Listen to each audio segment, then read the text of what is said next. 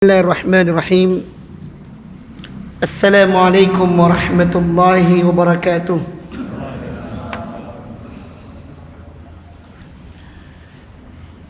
Innal hamdalillah nahmaduhu wa nasta'inuhu wa nastaghfiruh wa na'udzu billahi min shururi anfusina wa min sayyiati a'malina.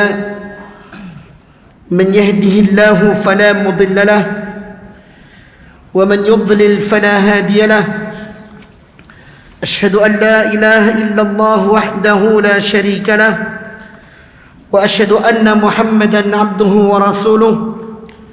اللهم صل وسلم وبارك على نبينا محمد وعلى آله وصحبه ومن تبعهم بإحسان إلى يوم الدين. أما بعد، إخواني في الله rahimani wa rahimakumullah.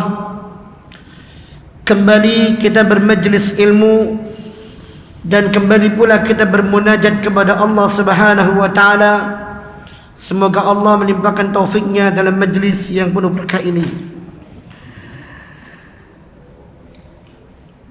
Kita akan membahas hadis yang keempat dari kitab Al-Arba'in An-Nawawiyah. Hadis yang diriwayatkan oleh Al-Imam Al-Bukhari dan Imam Muslim.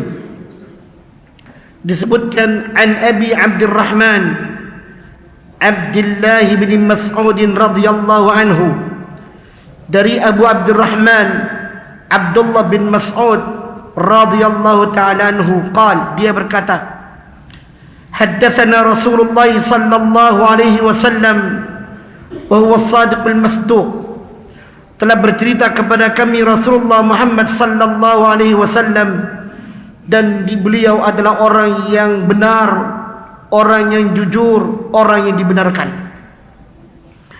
Inna ahadakum yujma'u khalquhu fi batni ummihi 40 yawman nutfatan. Sesungguhnya setiap orang di antara kalian penciptaannya dikumpulkan oleh Allah di perut ibunya, di rahim ibunya, dalam 40 hari pertama dalam wujud nutfah.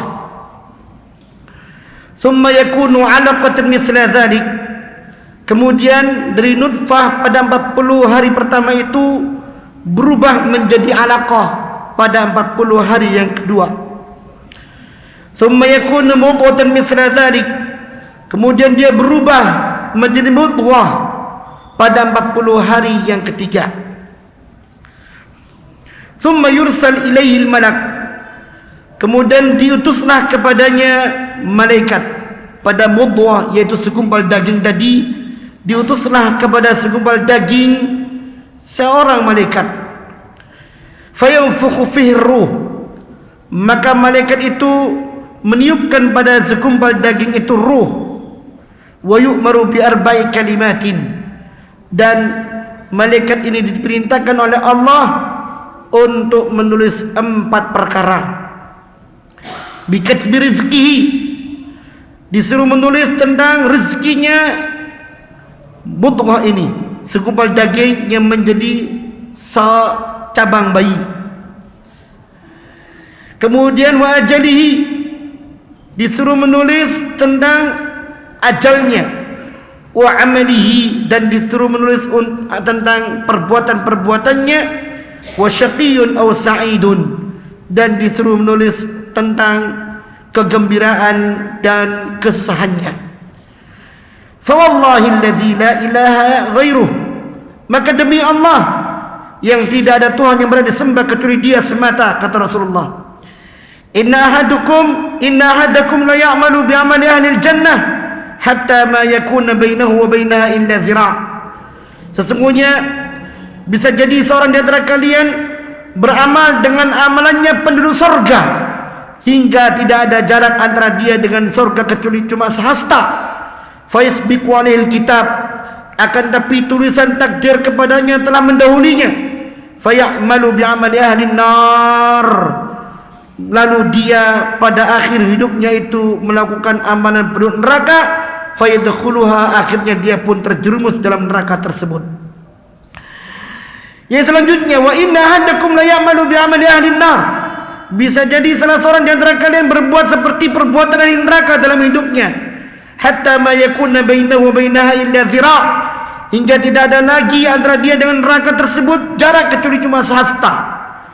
Namun fayasbiqu alaihi alkitab. Ternyata tulisan takdirnya telah mendahulinya. Fayamalu bi amali ahli jannah. Sehingga dia dalam tulisan takdirnya melaksanakan amalan ahli jannah, amalan ahli surga, dan akhirnya ketika dia melaksanakannya, dia pun akhirnya masuk dalam surga pula. Ikhwani fillah rahimani wa rahimakumullah. Hadis ini agung, sungguh sangat agung. Bercerita tentang proses penciptaan manusia. Juga bercerita tentang masalah takdir yang setiap orang tidak bisa mengelaknya. Dan masalah takdir itu masalah iman yang tidak bisa dielakkan, dan dia masalah iman yang keenam atau rukun iman yang keenam, yang mana tidak akan sempurna, tidak akan bisa diterima iman seorang kepada Allah tanpa iman kepada takdir. Tidak akan diterima iman seorang kepada Allah tanpa orang itu beriman kepada masalah takdir. Kita tengok hadis ini tentang perkara pertama, yaitu proses penciptaan manusia. Yang mana kata Rasulullah sallallahu alaihi wasallam bahwa dalam proses penciptaan manusia di rahim seorang wanita, seorang ibu, manusia itu mengalami 3 fase dalam hitungan 40 hari yang sama. 40 hari pertama nutfah. Dan nutfah itu adalah air mani yang Allah sindir kita di dalam berbagai macam ayat agar kita tahu diri dan tidak sombong. Ya. Allah mengatakan, "Falyanzurul insanu mimma khuliq." Dan dalam manusia itu melihat tentang dirinya, dari mana dia diciptakan. Khuliqa min ma'in dafiq. Dia diciptakan dari air yang memancar, air mani yang memuncrat. Air mani ini dalam ayat yang lain, yaitu dalam surat apa? Al-Mursalat. Allah mengatakan, "Alam nakhluqkum min ma'in mahin faja'alnahu fi qararin makin." Ya. Bukankah manusia itu kami ciptakan dari air yang hina? Ma'in dafiq ini air yang hina. Itulah nutfah. Ya. Dan dia, kata Imam Al-Qurtubi, adalah air mani yang ada di dalam rahim ketika dikeluarkan oleh lelaki dengan penuh syahwat. Dia bercerai-berai, tapi Allah kumpulkan menjadi satu tempat, dan hanya satu yang berhasil masuk ke dalam telur. Dan dia bersemayam dalam telur tersebut selama 40 hari pertama.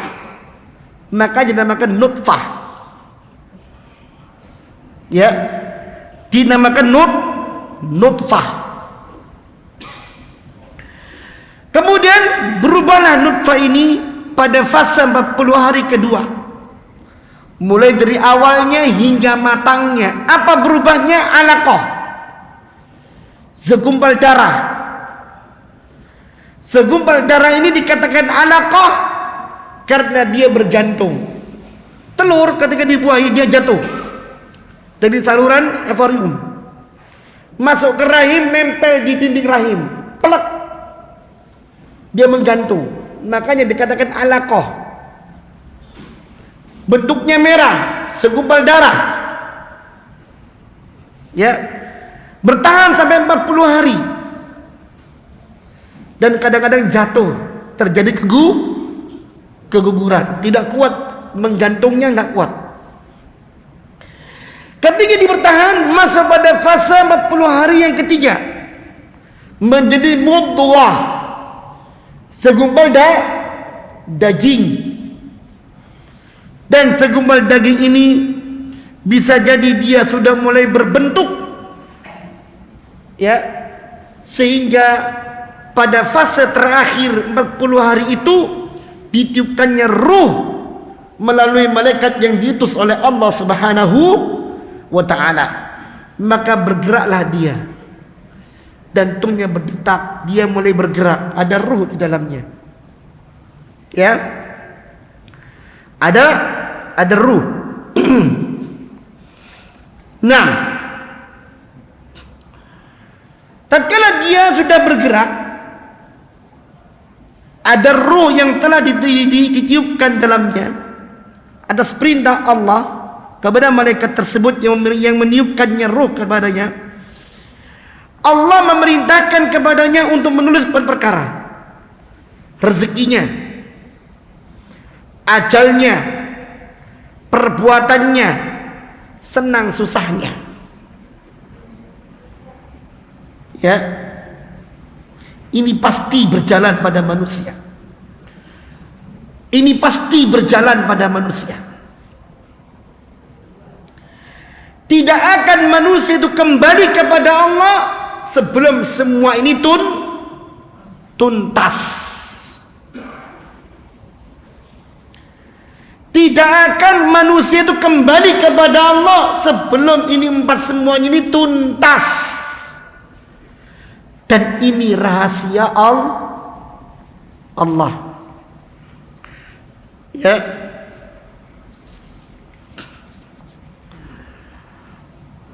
Dari sini, ketika kita melihat rahasia yang sangat besar ini yang ada pada tiap orang seperti kita semuanya, hendaknya setiap orang benar-benar menggantungkan dirinya kepada Allah. Dan Allah itu tempat bergantung, sebagaimana Allah katakan Allahus Samad. Allah itu tempat bergantung seluruh makhluknya. Tidak ada makhluk yang bisa lepas dari Allah. Kemarin saya sampaikan di sini, Allah berfirman, inna ila rabbikar ruj'a. Ingat wahai Muhammad, sesungguhnya manusia itu semuanya akan kembali kepada Allah. Keluar dia ke dunia, prol, lahir menjadi sosok bayi, perkembangannya, perjalanan hidupnya, bahkan ending dari kehidupannya ketika dia sudah besar, kembali kepada Allah Subhanahu wa ta'ala. Dan perjalanan hidupnya, warna-warni, rona-rona yang ada dalam kehidupannya, kembali kepada Allah Subhanahu wa ta'ala, sesuai dengan 4 perkara tadi, ya. Dan supaya dia selamat dari ujian rona-rona kehidupan tadi pun juga harus kembali kepada Allah Subhanahu wa ta'ala. Tidak ada jalan yang kedua, ketiga. Sebagaimana orang mengatakan banyak jalan menuju Roma. Tidak. Kehidupan ini bukan kehidupan sebagaimana digambarkan oleh para pujangga, romantisme dan semacamnya, ya. Detik yang kita miliki, nafas yang kita berhembus dengannya, jantung yang berdetak, dan apa yang kita dapatkan dalam kehidupan kita ini tak luput dari apa yang telah ditulis oleh Allah, ya, melalui malaikat ketika manusia ditiupkan ruh kepadanya. Maka banyak pelajaran di sini. Nanti akan kita sebutkan pelajaran apa saja yang kita dapatkan. Ya. Pelajaran apa saja dalam masalah ini yang harus kita yakini. Ini kita berbicara masalah takdir. Dan nanti banyak hikmah dari takdir itu tatkala kita imani takdir tersebut.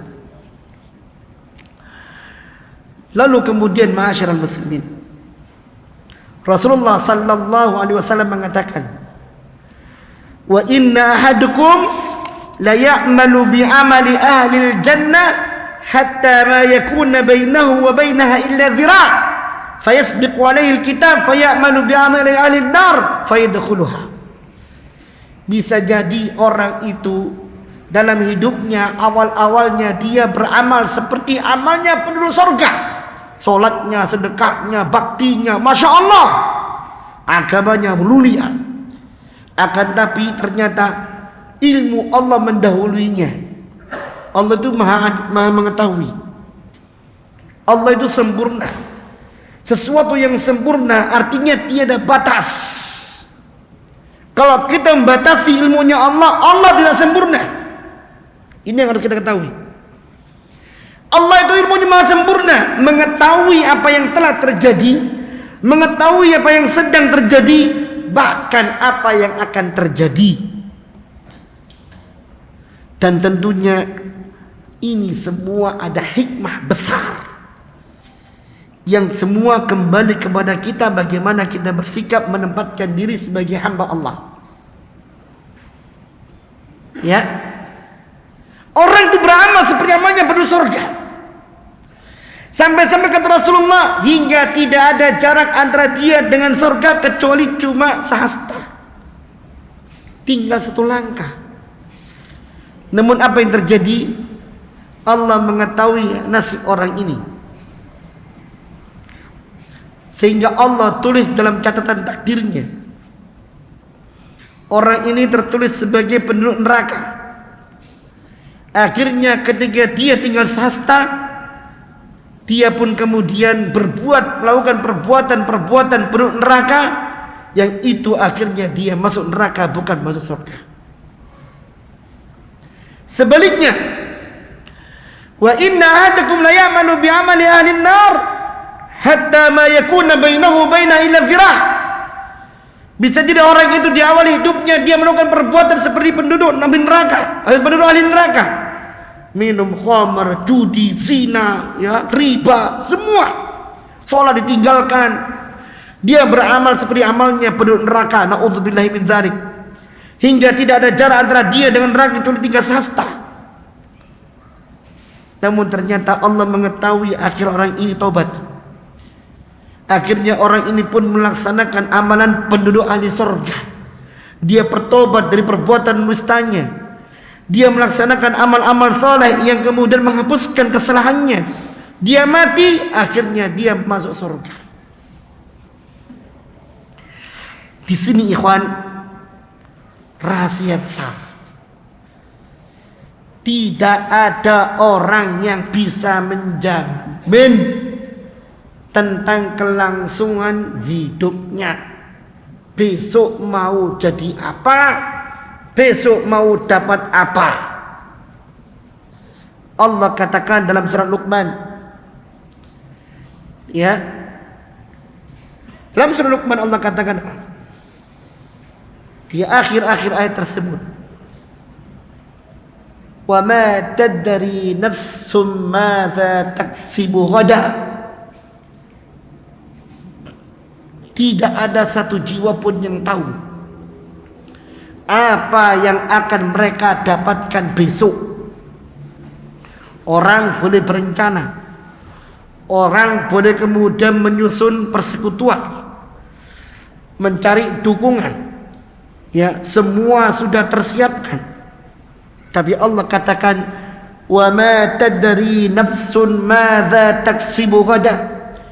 Tidak ada satu jiwa pun yang tahu apa yang akan didapatkannya besok. Ya. Bahkan wa ma tadri nafsun bi ayyi ardin tamut. Tidak ada satu jiwa pun yang tahu di bumi mana dia akan mati. Tidak ada yang tahu. Semua rahasia Allah Subhanahu wa taala. Ya. Dan dari sini ikhwan, ketika ending itu menjadi sebuah rahasia, ketika ending itu menjadi penentu bagi seorang, para ulama mengatakan innamal a'malu bil khawatim. Sesungguhnya amalan manusia itu tergantung dari akhirnya. Ya, sebagaimana hadis Rasulullah SAW dalam Riwayat Bukhari, innamal a'malu bil khawatim. Sesungguhnya manusia itu amalnya tergantung endingnya bagaimana. Bisa jadi amalnya orang itu di awal kali dia ikhlas karena Allah, lurus. Namun siapa yang bisa menjamin istiqomah? Banyak godaan menerpa manusia, pujian, sanjungan dan yang lainnya, yang akhirnya dia ujub, yang akhirnya dia riya, yang akhirnya dia sum'ah, yang terlihat amalannya seperti menuju surga, ternyata hancur oleh riyanya.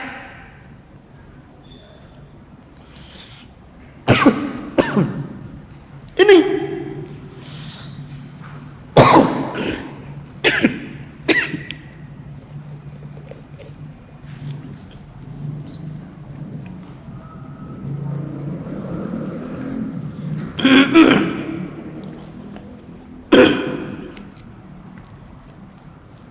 ya.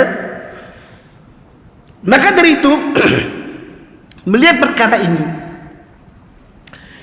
pertama,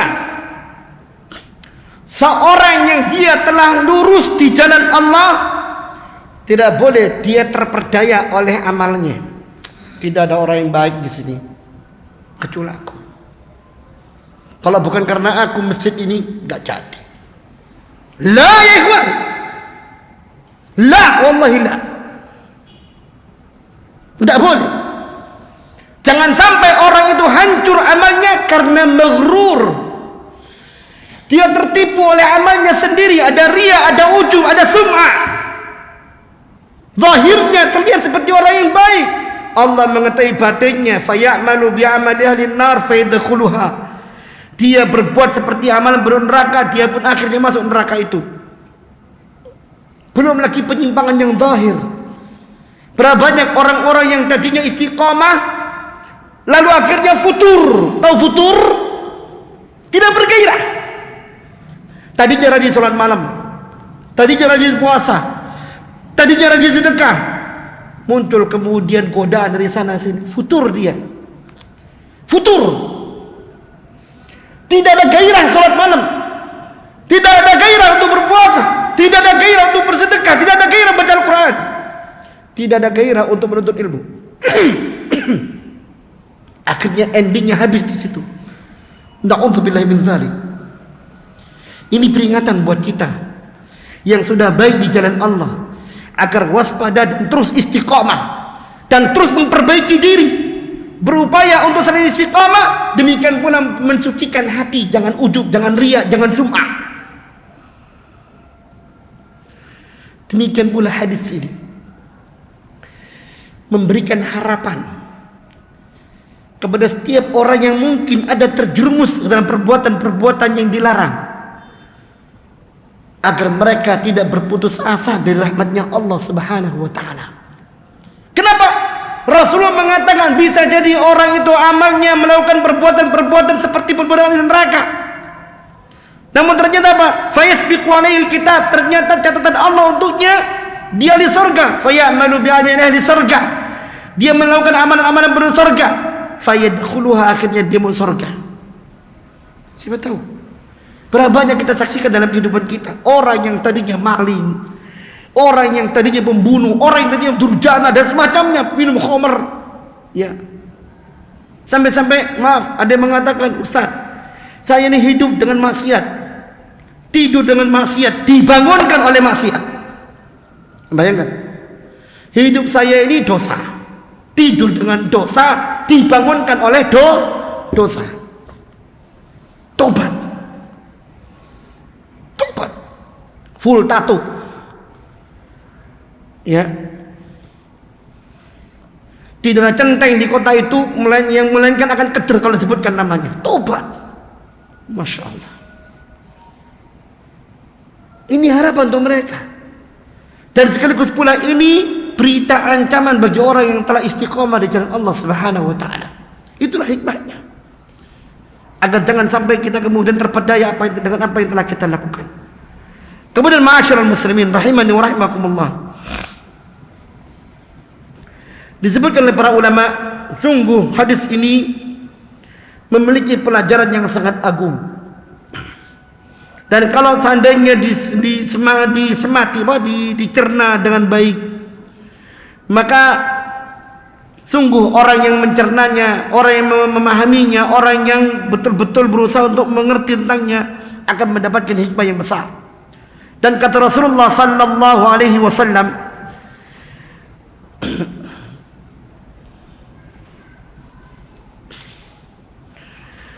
naddarallahu 'abdan sami'a maqalati fahafidhaha wa wa'aha waddaha. Semoga Allah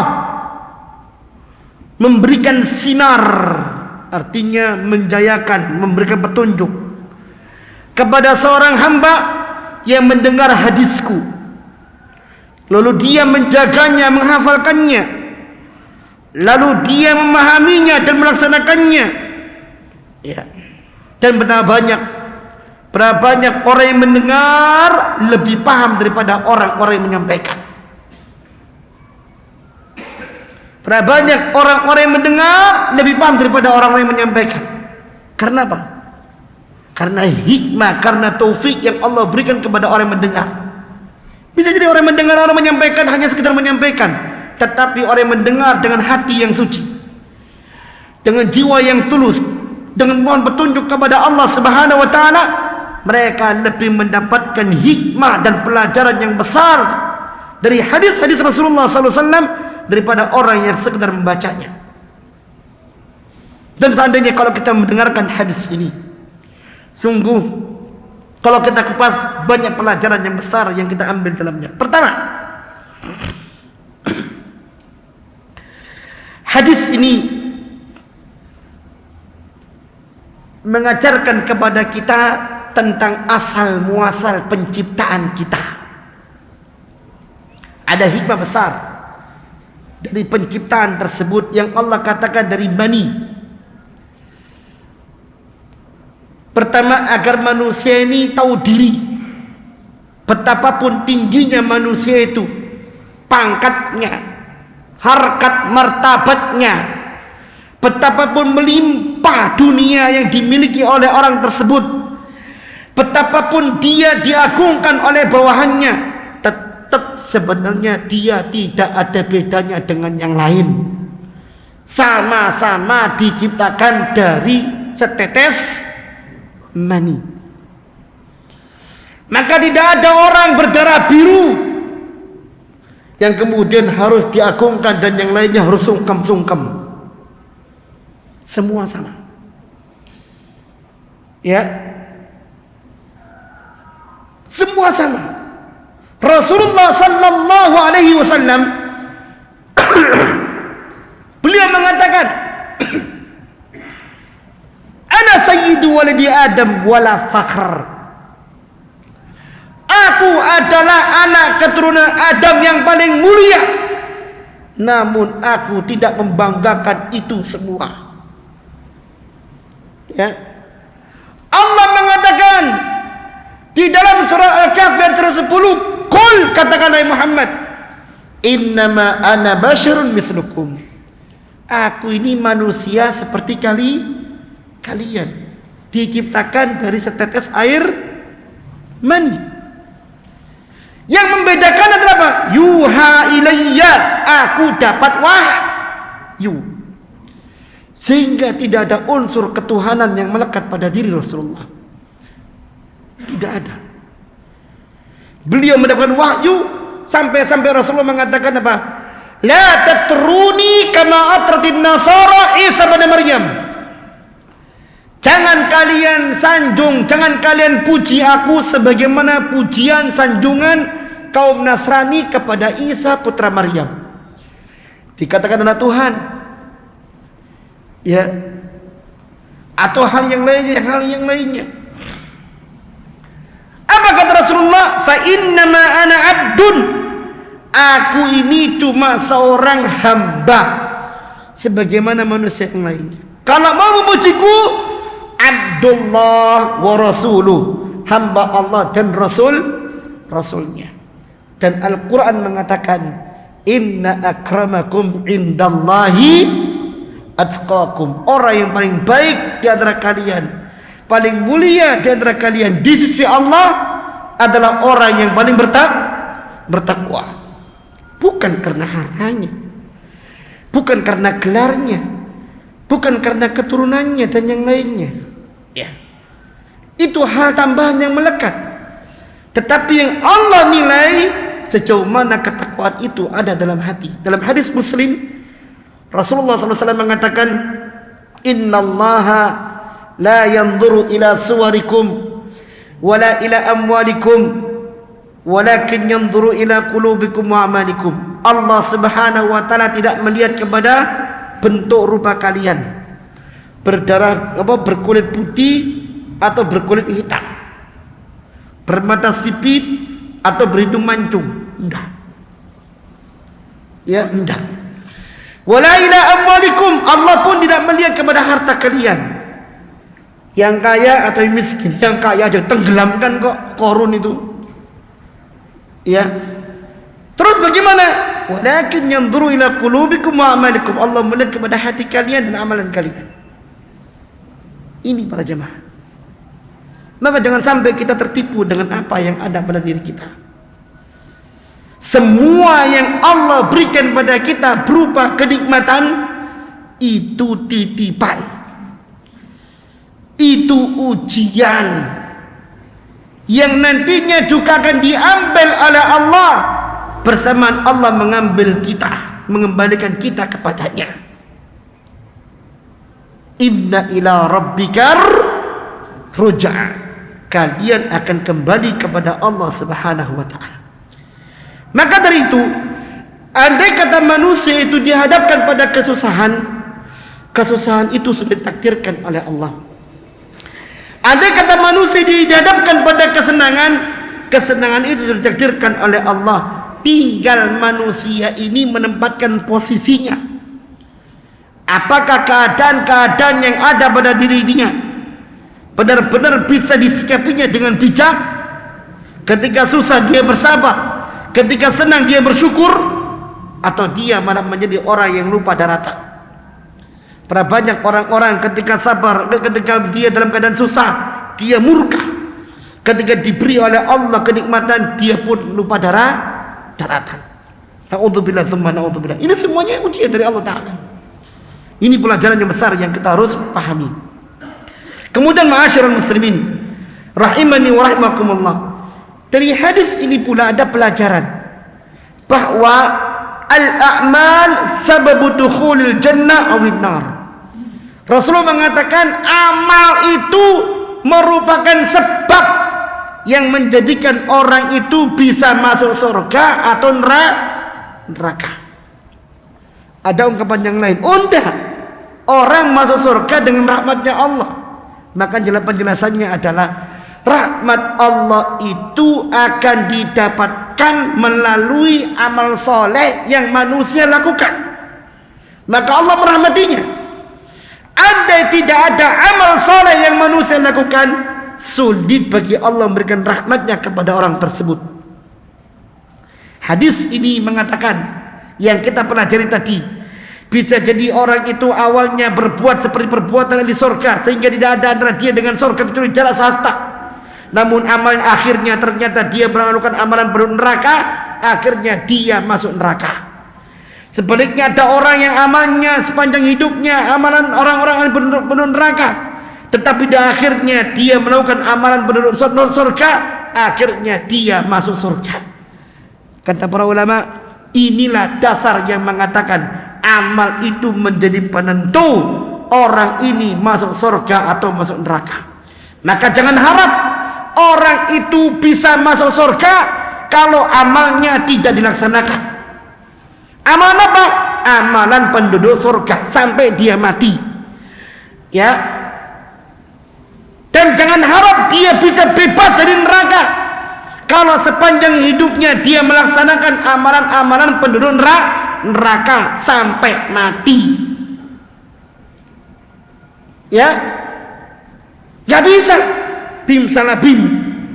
Ya, dapat syafaat, dapat barokah, tidak. Dari sini Rasulullah pun mengatakan kepada putrinya, kepada bebeknya, ya Safiyah, ammatu Rasulillah sallallahu alaihi wasallam, salini min mali la uni anka min Allah syai'a. Mintalah kepadaku hartaku, aku enggak bisa membelamu bebekku. Ya Fatimah binti Muhammad, wahai Fatimah putri Muhammad, salini mali ma syi'ti la uni anki min Allah syai'a. Ayahmu enggak bisa membelamu dari Allah Subhanahu wa taala sedikit pun. Amal. Iman itu membutuhkan bukti. Buktinya iman adalah amal. Orang sebagian mengatakan enggak butuh, yang penting iman. Tidak. Ya. Iblis itu beriman kepada Allah. Dia bersumpah kepada Allah. Ketika akan menyesatkan anak Adam, dia bersumpah, "Fabi izzatika ya Allah." Aku bersumpah demi keagunganmu ya Allah, la ughwiyannahum ajma'in. Aku akan sesatkan semuanya itu. Iblis beriman kepada Allah, tapi iblis tidak melaksanakan perintah Allah untuk sujud kepada Adam, dilaknat oleh Allah Ta'ala. Dari sini sekali lagi ikhwani fillah, camkan amalan kita. Surga itu barangnya mahal. Ya. Surga itu barangnya mahal. Kata Rasulullah sallallahu alaihi wasallam,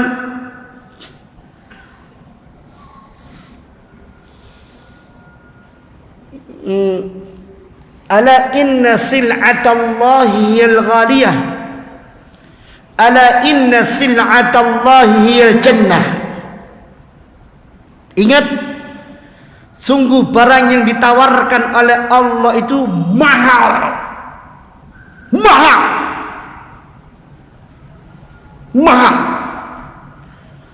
Dan barang yang ditawarkan oleh Allah itu adalah surga.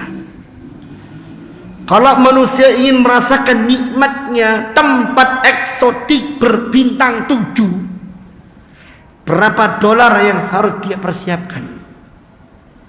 Baru dia bisa menikmatinya. Itu pun saat. Itu pun berjuang untuk menikmatinya. Dia harus ini macam-macam. Baru dia bisa menikmatinya. Itu pun tidak sempurna. Surga itu abadi. Sempurna nikmatnya. Tidak bisa dibandingkan dengan nikmat tertinggi yang ada di dunia. Maka dia sangat mahal. Sampai-sampai hadis tadi itu diawali dengan apa? Waman adlaja faqad wasala. Siapa yang adlaj? Adlaj itu berjalan di malam hari tapi dengan penuh hati-hati. Iki lobang apa enggak? Oh ini jalan. Oh itu bukan. Adlaj. Dia melangkah bukan berhenti. Tapi dengan langkah dan hati-hati dia sampai. Ini perumpamaan tentang amalan manusia. Tidak sembarangan dia beramal di dunia ini. Ketika dia beramal dengan amalan penduduk surga, yang itu artinya dia berjuang, bukan memperturutkan nafsu. Dia berjalan sesuai dengan tuntunan, maka dia akan sampai. Kenapa harus begitu? Barang yang ditawarkan oleh Allah itu mahal. Dan itulah surga. Kemudian kata para ulama,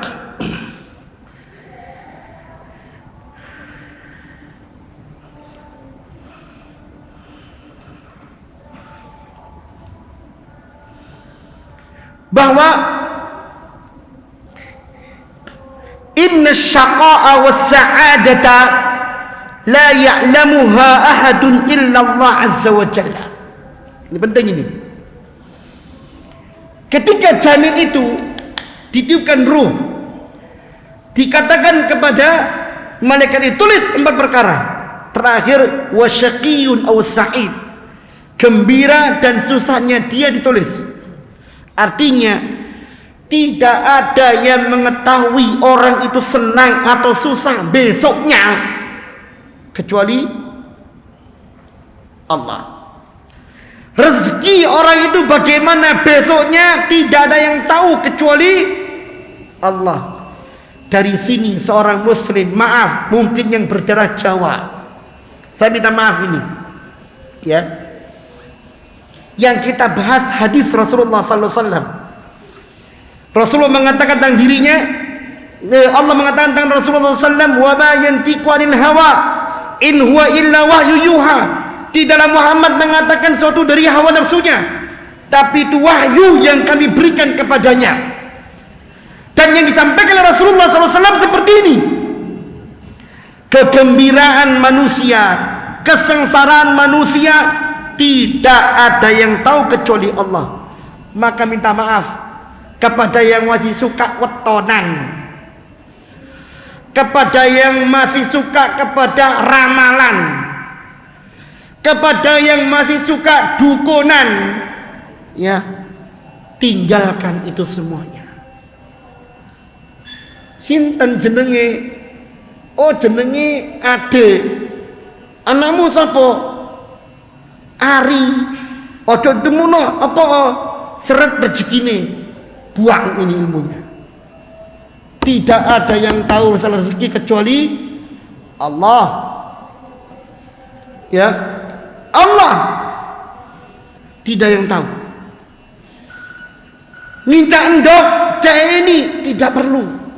Tidak ada yang tahu masalah yang ada pada seorang kecuali Allah. Termasuk al-hayatu biyadillah. Hidup manusia itu ada di tangan Allah. Ya. Sehingga walan yamuta 'abdun hatta yastakmila umruh. Tidak akan mati seorang itu kecuali kalau sempurna umurnya,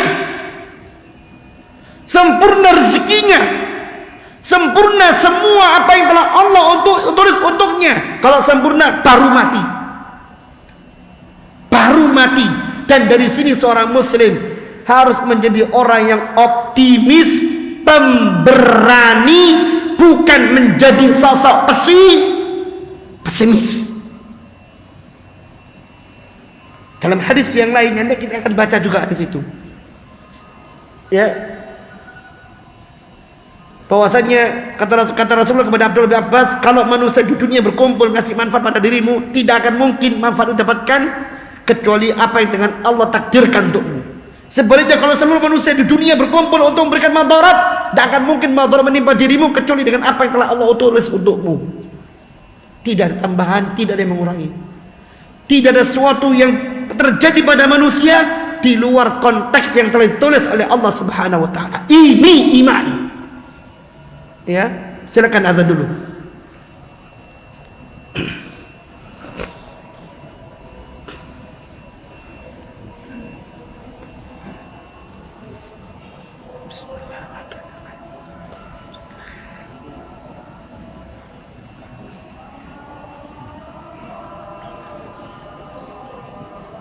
Ikhwani fillah rahimani wa rahimakumullah. Ada tambahan yang ingin saya jelaskan di sini. Itu berarti dari apa yang disebutkan tadi, bahwa hendaknya manusia itu menjadi orang yang tenang terhadap rezekinya. Bukan berarti kita bermalas-malasan, tidak. Rezeki itu tetap dijemput. Dijemputnya dengan apa? Bekerja, berbuat. Wis memang orang rezeki ini kok aku wis mandek-mandek. Enggak. I'malu fa kullun muyassarun lima khuliqa lahu, kata Rasulullah. Berbuatlah kalian, beramallah kalian, kalian akan diantarkan dengan amalan kalian kepada ketetapan takdir yang Allah tentukan untuk kalian. Berbuatlah. Dengan perbuatan itu kalian menjemput takdir kalian. Bukan kemudian berpangku tangan, tidak. Termasuk masalah rezeki telah tulis oleh Allah Ta'ala, tetapi kita disuruh untuk menjemputnya, berbuat meraihnya. Ya, ini perkara ilmunya Allah beda dengan apa yang menjadi kewajiban kita. Perkara ilmunya Allah, rahasia Allah, kita nggak tahu. Karena kita nggak tahu, maka kita harus berbuat. Perbuatan kita ini, amal kita ini menjadi sebab diantarkannya kita menuju takdir yang Allah tentukan tadi. Ya, dan di sini ikhwan, ada pelajaran besar untuk kita. Pertama, hendaknya kita menjadi orang yang terus memohon kepada Allah perlindungan dari su'ul khatimah, karena kita nggak tahu apa yang akan terjadi besok.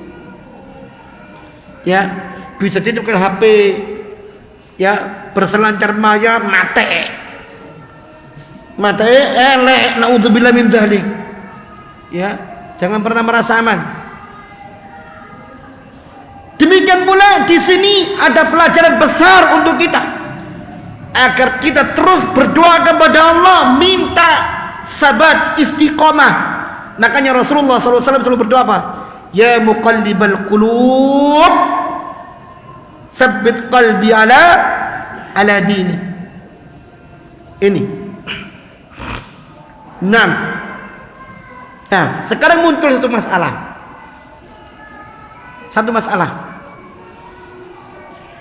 Apa hukumnya kalau seandainya ada janin yang gugur sebelum usia 120 hari? Apa hukumnya?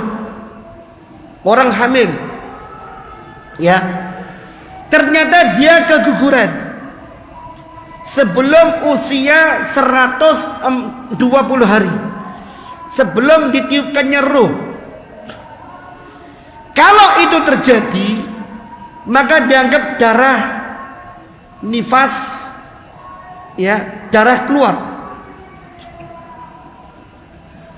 Ya sudah, dia bersuci, nunggu masa nifasnya selesai, darahnya selesai. Tetapi tidak ada kewajiban sebagaimana kewajiban kalau janin yang gugur itu mencapai usia 120 atau setelahnya. Artinya sudah ada ruh di situ.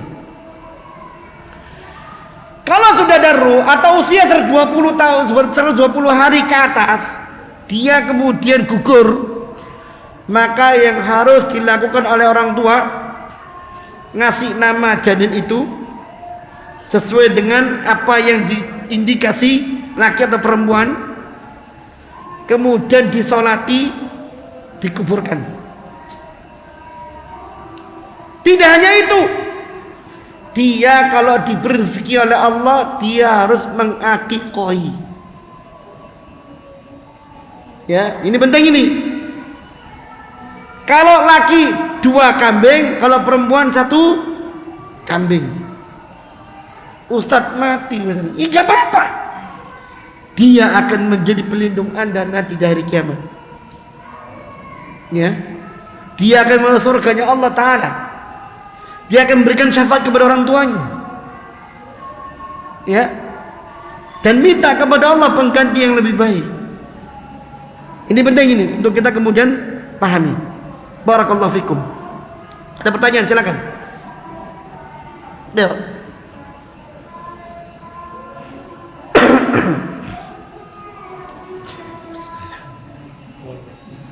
Assalamualaikum warahmatullahi wabarakatuh. Waalaikumsalam warahmatullahi wabarakatuh. Sedikit pertanyaan Ustaz. Jadi kan kalau melihat penjelasan seperti itu, takdir itu sudah detail, Ustaz. Takdir itu sudah detail, artinya sudah detail. Iya. Iya. Pertanyaannya begini, Ustaz. Apakah will atau intention atau apa namanya, keinginan itu juga termasuk takdir, Ustaz? Bagus, pertanyaan bagus. Barakallahu fiik. Nah, sudah? Ya. Baik. Kalau orang itu ingin berbuat baik, ingin berbuat maksiat, itu juga termasuk takdir atau tidak. Saja Ustaz. Terima kasih. Barakallahu fiik. Terima kasih banyak. Jadi saya pernah menjelaskan masalah takdir di sini. Kalau bicara masalah takdir, banyak konsep-konsep dan arah pembicaraan para ulama itu menjelaskan masalah takdir. Yang jelas tidak ada orang yang bisa bebas dari takdir. Dan bicara masalah takdir, bicara pula tentang kesempurnaan Allah Azza wa Jalla dari sisi sifat, ya, dan semua yang melekat pada Allah. Dan Allah mengatakan tentang dirinya, innallaha bikulli syai'in alim. Allah terhadap segala sesuatu Allah Maha tahu. Dan ayat ini sulit untuk disangkal. Ya, ayat ini sulit untuk disangkal. Kalau seandainya pengetahuan Allah itu dibatasi dengan apa yang kemudian ini nggak mungkin, berarti Allah punya kekurangan, dan itu nggak mungkin. Itu yang pertama. Yang kedua, berkenan dengan ilmunya Allah ini itu menjadi rahasia Allah. Nah, ini harus kita letakkan di situ. Tidak ada orang yang bisa beralasan dengan takdir ketika dia salah. Umar bin Khattab ketika menghukum pencuri mengatakan begini, "Hei Amirul Mukminin, kenapa engkau memenggal tanganku? Karena aku mencuri. Bukankah aku mencuri sudah ditakdirkan oleh Allah jam sekian, tempat sekian aku mencuri?" Dengan gampang beliau mengatakan, kalau begitu demikian pula pada saat ini dalam persidangan ini aku ditakdirkan oleh Allah untuk memotong tanganmu. Ya. Jadi itu bagian dari sayang Allah Ta'ala. Nah sekarang bagaimana kita? Kita terhadap masalah takdir serahkan kepada Allah. Yang penting kita berbuat. Apa yang diberikan oleh Allah kepada kita, ya sudah, itu takdir kita. Segitu. Apa yang tidak diberikan oleh Allah, ya juga itu takdir kita. Cuma bukan untuk kita. Artinya takdir luput. Makanya kata Rasulullah kepada Abdullah bin Abbas, "Ma asabaka lam yakun liyukhti'aka, wa ma akhta'aka lam yakun liyusibak." Apa yang Allah tetapkan untuk dirimu gak akan mungkin lari darimu, luput, gak akan mungkin. Dan apa yang Allah tetapkan tidak mengenai dirimu gak akan mungkin nyasar mengenai dirimu, gak akan mungkin. Ini nanti insya Allah kita akan bahas pula dalam hadis yang lain di kitab ini juga. Ya, lah. Berkenaan dengan masalah niat, keinginan, apa yang takdir? Iya. Ya. Takdir, Allah menakdirkan kita niat. Tetapi Allah juga mengetahui apakah niatan tadi berbuat berhasil atau tidak, itu Allah mengetahui juga. Ya. Nah terus bagaimana dengan kita? Ya sudah. Kita punya niat, kita berusaha untuk mewujudkan niat ini. Pasti kalau seandainya niat ini pun bukan merupakan takdir terwujud, pasti ada halangan yang akan menghalangi. Bagaimana itu halnya? Wallahu ta'ala alam. Semua yang ada di sini dalam hati kita, kalau niatan itu membaca menjadi sebuah takdir, kalau niatan itu tersirat juga menjadi sebuah takdir. Pertanyaannya adalah, apakah itu ditulis oleh Allah Ta'ala? Nah ini dia. Sebab itu ada hadisnya tadi omongan tadi. Ya, di pertanyaan tadi itu ada hadisnya. Hadisun nafsi. Ada pula ulama mengatakan al-azmu. Kalau sifatnya hadisun nafsi, lintasan-lintasan bisikan, ya, maka diampuni oleh Allah. Orang punya niatan, wah kira jengkel no tak pateni kok lho ya. Dosa enggak?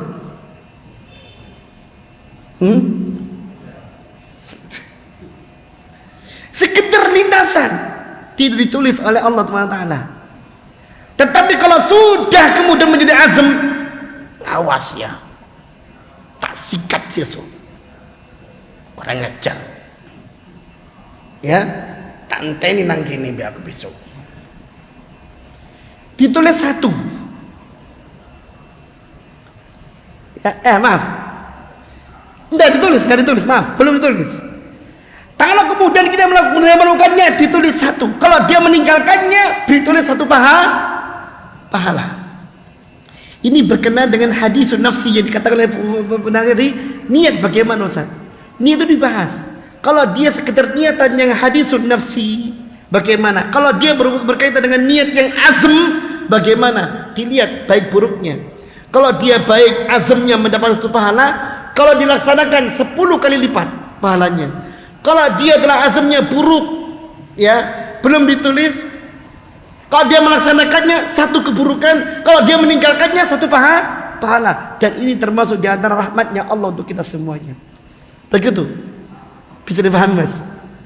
Ya, barakallahu fikum. Ya. Cukup nggih? Sampun? Barakallahu fikum. Subhanakallahumma wa bihamdika asyhadu an la ilaha illa anta astaghfiruka wa atubu ilaik. Wa sallallahu nabi Muhammadin wa ala alihi wasallam. Assalamualaikum warahmatullahi wabarakatuh.